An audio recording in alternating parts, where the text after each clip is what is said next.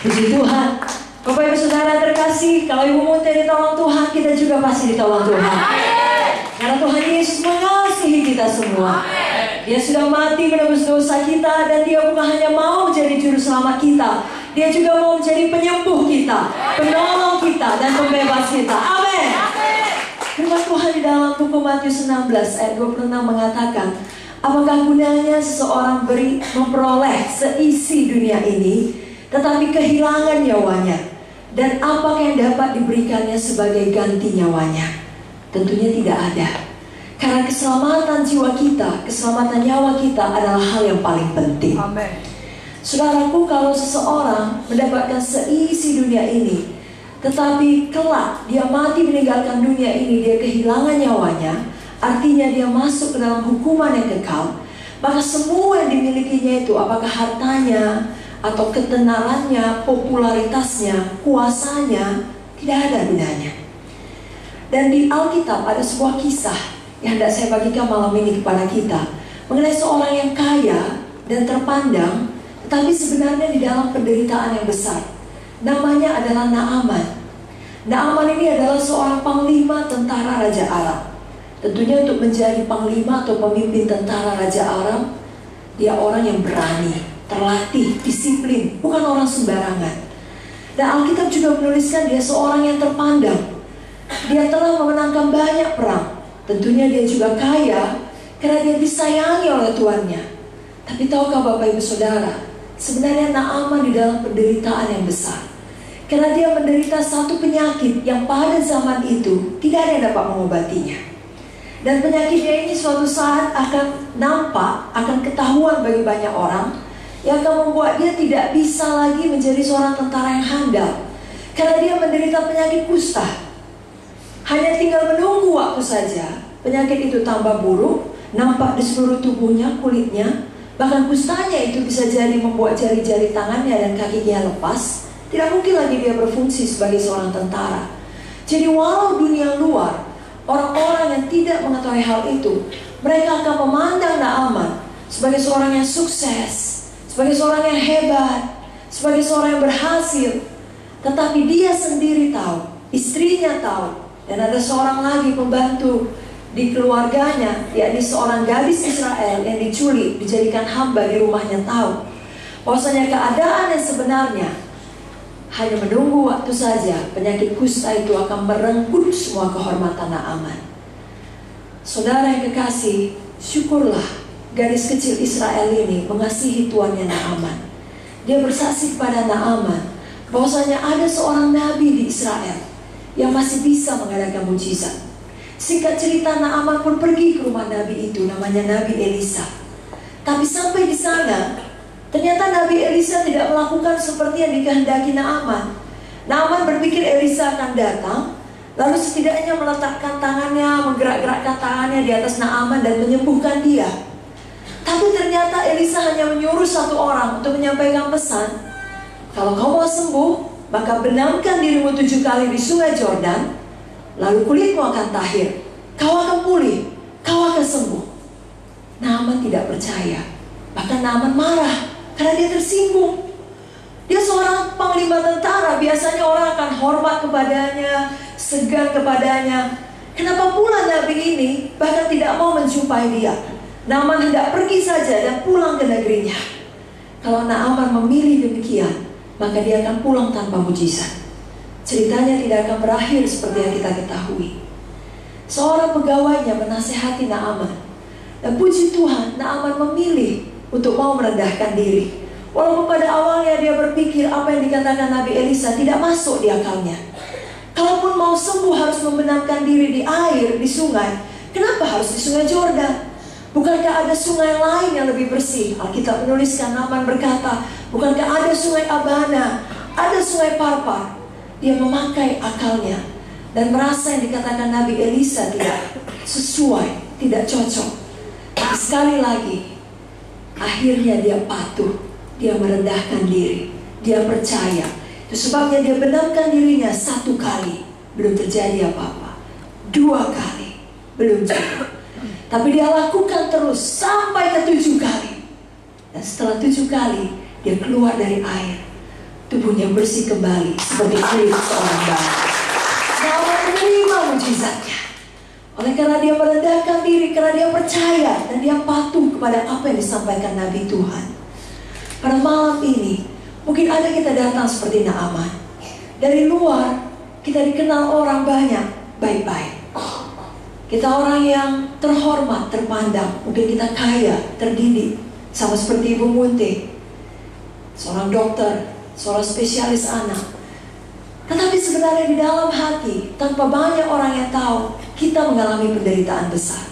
Dan tidak ada yang dapat memberikan solusi yang sejati kepada penderitaan kita. Bisa jadi penderitaan kita seperti yang dialami Naaman, kita mengalami penyakit tubuh atau penyakit rohani. Kita dilingkupi oleh rasa kekhawatiran, ketakutan, atau kesedihan, atau sebaliknya dendam, amarah yang menyiksa kita tiap hari. Atau mungkin kita diikat oleh dosa, oleh pikiran yang kotor, oleh narkoba, oleh kemabukan, atau banyak hal jahat lainnya. Yang sama seperti Naaman, kita tidak mau kusta itu ketahuan. Naaman tidak mau. Naaman tahu kalau itu ketahuan, itu akan mempermalukan dia, tapi dia tidak sanggup mengobatinya. Tidak ada orang yang sanggup menolong dia dan mengobatinya. Dan hanya menunggu waktu saja akan menjadi semakin buruk. Kita pun sudah mencoba berusaha, tapi tidak ada yang bisa membebaskan kita. Kita tetap terikat oleh penyakit tersebut. Kita tetap terikat oleh dosa tersebut. Tapi kemudian ada orang yang bersaksi kepada kita. Sama seperti ada gadis Israel yang bekerja di rumah Naaman bersaksi kepadanya. Bahwasanya ada nabi yang masih bisa mengadakan mujizat. Saudara pun dapat sampai ke tempat ini karena saudara mendengar berita bahwasanya mujizat masih ada. Dan memang benar, mujizat masih ada. Oleh karena Yesus hidup dan berkuasa, Dialah pemberi mujizat itu. Karena kuasa Yesus tidak terbatas. Dan malam ini kedatangan saudara di tempat ini tidak akan sia-sia. Sama seperti kedatangan Naaman pada Nabi Elisa tidak sia-sia, saudara pun tidak sia-sia datang pada malam ini. Biarlah saudara pulang dengan kebebasan saudara, pulang dengan Tuhan Yesus. Maka saudara akan pulang dengan mujizat saudara. Yang perlu saudara lakukan sama seperti Naaman, sudah merendahkan diri, dengarkan apa kata firman yang disampaikan oleh hamba Tuhan. Percayai firman itu dan lakukan firman itu. Patuh kepada firman selalu membawa berkat bagi kita. Dan seperti kisah Naaman, kerap kali apa yang dikatakan firman bisa jadi tidak masuk ke akal kita, tidak cocok kita rasa. Iman memang seringkali bertentangan dengan indera kita, dengan pemikiran kita. Tapi imanlah yang bisa menyelamatkan kita. Amin. Kita harus hidup dengan iman. Bapak Ibu Saudara, ketika Bapak Munte, Bapak saya masih hidup, dia sering menyampaikan ilustrasi bagaimana kita harus hidup dengan iman. Dia katakan, di sebuah kamar yang gelap, karena semua lampu di kamar itu dimatikan, betul-betul gelap gulita. Maka kalau kita masuk ke dalamnya, ada indera kita. Indera mata akan berkata, aku tidak melihat apa-apa, kamar ini gelap, tidak ada apapun di kamar ini. Indera yang lain, telinga berkata, aku tidak mendengar apa-apa, tidak ada apapun di kamar ini. Sudah dua. Lalu mulut berkata, aku tidak mencecap apa-apa, tidak ada apapun di kamar ini. Kulit pun berkata, aku tidak merasa apa-apa, tidak ada apa-apa di kamar ini. Ada 4 indera berkata, tidak ada apa di kamar ini. Tapi satu indera berani melawan 4 indera lainnya. Hidung berkata, aku mencium parfum di kamar ini. Ada parfum di kamar ini. Maka apakah yang terjadi? Lampu pun dihidupkan. Ternyata betul ada parfum di kamar itu. Karena kebenarannya sejak awal sudah diletakkan ada parfum di kamar itu. Suatu hari mungkin indera mata saudara akan berkata, berkunang-kunang kuliah semua. Telinga saudara akan berkata, mendenging, sakit. Mulut saudara akan berkata, pahit semua kurasa, aku tidak selera makan. Kulit saudara akan berkata, meriang, panas. Dan kali ini, indera kelima, hidung saudara juga berkata, aku tidak bisa bernafas dengan baik, sumbat. Lalu kesimpulannya, aku sakit, aku kena flu, aku pilek. Tapi ada satu indera namanya iman, berkata oleh bilur-bilur Yesus, kamu telah sembuh. Adalah pilihan kita untuk percaya, untuk beriman. Kalau kita percaya seperti kesaksian Ibu Mutia tadi, maka walaupun fakta memang benar mengatakan kita sakit, tetapi iman berdasar kepada firman. Firman Tuhan adalah Tuhan sendiri. Kebenaran itu adalah Tuhan. Kebenaran itu adalah firman Tuhan. Dan Yohanes 8 ayat 32 mengatakan, apabila kamu mengetahui kebenaran, maka kebenaran itu akan memerdekakan kamu. Jika kita percaya dan memilih untuk beriman, oleh bilur-bilur Yesus aku telah sembuh, maka itulah kebenaran yang akan memerdekakan kita. Artinya itu akan menolong kita, itu akan menyembuhkan kita. Dan itulah yang akan kita lakukan malam ini. Dengarkan kebenaran firman yang akan disampaikan oleh Ibu Pendeta Victoria. Izinkan iman saudara tumbuh. Lalu saudara pilih untuk beriman. Saudara ucapkan iman saudara. Saudara tidakkan iman saudara, sampai mujizat saudara jadi. Saudara lihat kesaksian Ibu Mutia tadi. Ada kalanya dia menerima mujizat betul-betul seketika, langsung sembuh. Tapi ada kalanya memakan waktu, memakan proses, tapi sembuh juga. Malam ini pun ada di antara saudara datang dengan penyakit, sembuh pada malam ini. Tapi mungkin ada juga beberapa di antara kita mulai mengalami lebih baik, tapi kesembuhannya baru besok hari, baru lusa. Saudara jangan menyerah dalam iman saudara. Ada sebuah kisah di Alkitab dari buku Markus pasal 11 ayat ke-12 sampai 14 kalau saudara baca.